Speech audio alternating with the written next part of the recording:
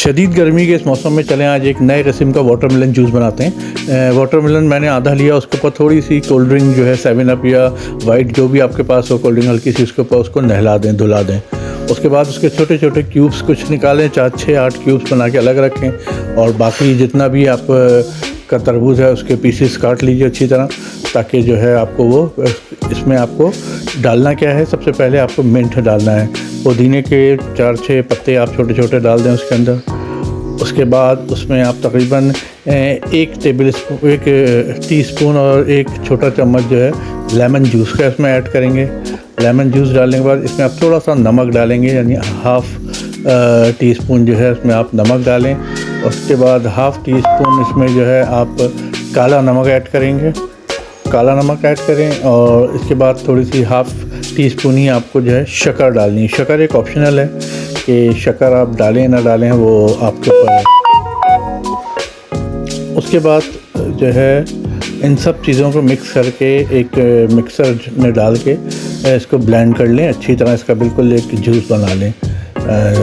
जैसे आप देखेंगे इसका जूस बिल्कुल तैयार हो गया है।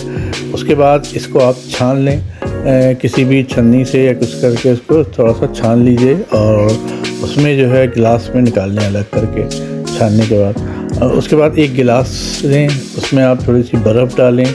बर्फ़ डालने के बाद उसके अंदर जो आपने ये जूस बनाया है जो छाना है ये इसके अंदर डाल दें, थोड़ा सा आधा गिलास तकरीबन।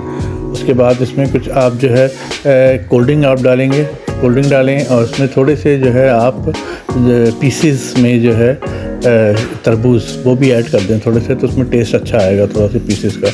ये डालने के बाद थोड़े उसमें कोल्ड ड्रिंक आप डालें और इसके अलावा फिर एंड में आपने जो क्यूब्स की शक्ल में और राउंड की शक्ल में जो एक तरबूज काटा था वो उसका थोड़ा सा डिज़ाइन लेके उसको ऊपर गार्निश कर दें खूबसूरती के लिए, जो कि आपको बहुत अच्छा सा लुक देगा।